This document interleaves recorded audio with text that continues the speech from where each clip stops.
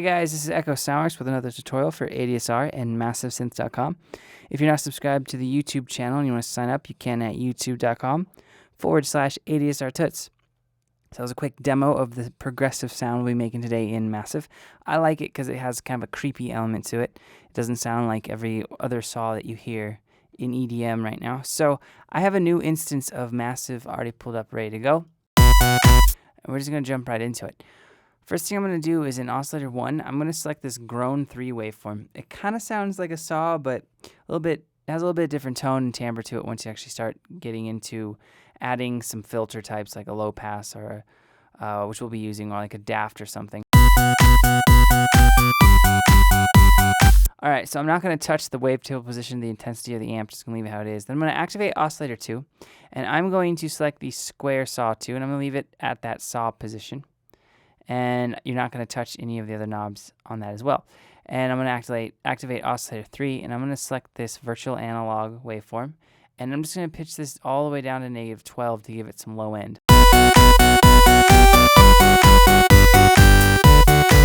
Okay, and going on to the modulation oscillator, I'm going to select, turn it on, and I'm going to select this ring mod for my second oscillator, and I'm just going to turn it up a little bit past halfway.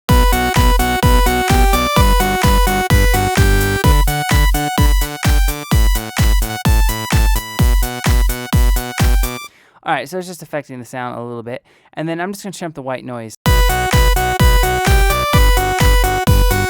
Alright, moving right along, moving kind of left to right here, I am going to select the low pass 4 filter type for my filter 1. I'm going to turn the resonance all the way down. I'm going to turn that cutoff down a little bit, so you're going to kill most of the sound, which we will bring back with an envelope. So going to our first envelope, I am going to create a kind of a custom shape here. I'm going to turn this attack down, keep the level up, turn the decay down and the level down a good amount, and then keep the release and everything else where it is. And now what you're going to do is, if you get the decay value right, that little line should be right in the word linear. I'm going to take this crosshair and modulate the cutoff of my filter 1 out.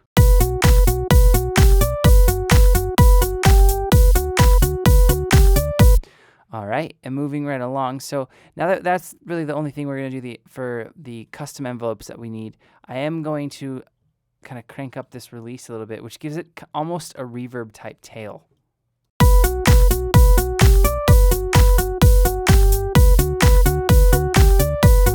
That sounds good.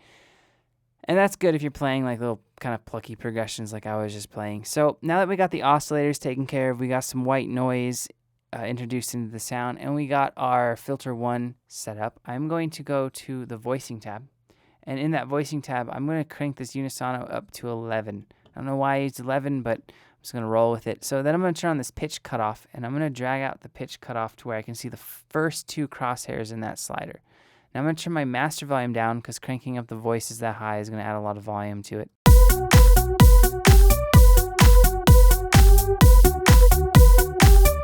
Alright, I'm also going to turn on this wavetable position and just kind of smooth it out just a little. And I'm also going to activate the pan position to make the sound wider and just drag it a little bit closer towards mono.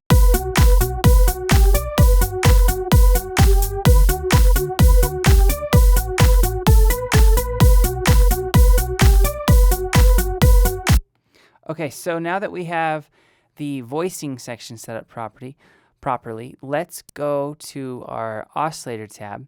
And in that oscillator tab, I'm going to add a little bit of vibrato. So I'm going to clear out this macro. And I'm going to push the depth up, and I'm going to turn the rate down a little bit.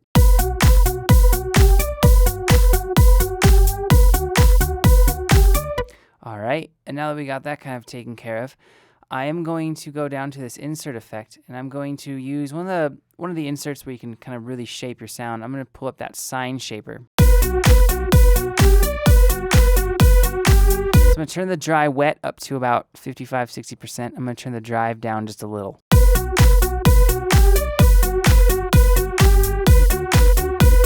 So that is how your sound should be shaping up by now. Alright, so now I'm going to go to my 5th LFO tab, and inside of that I am going to kind of create a weird little shape here. I'm going to select on the second the second curve type, and I'm going to leave it where it is. I'm going to turn that crossfade up. I know I didn't have to, but even though, just in case you load up a different sound or anything like that, you want it all just on this one right here. And I'm going to select sync, and I'm going to take the ratio down to 1/2. And now I'm going to drag that LFO to my second oscillator, and I'm just going to pitch it to about 0.40.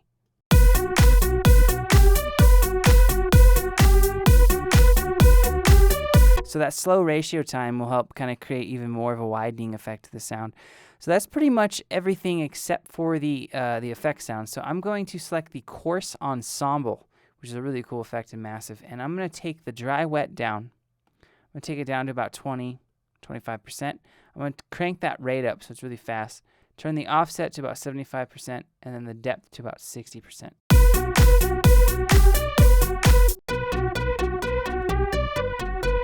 So that's really helping thicken things up and kind of almost give a kind of like a slap delay sound to my ear. So I'm going to activate the reverb as well. And I'm going to turn the dry wet down, turn the size up just a little. I'm going to turn the density down and then the color up so it's a little bit brighter of a reverb.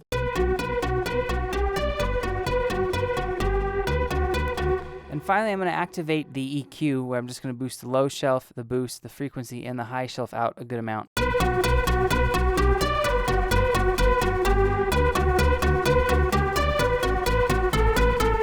All right, and then finally, I'm just going to turn this cutoff down just a little. I'm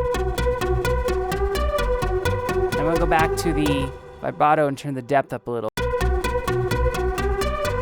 I'll bring back in the drums, and that is pretty much the sound.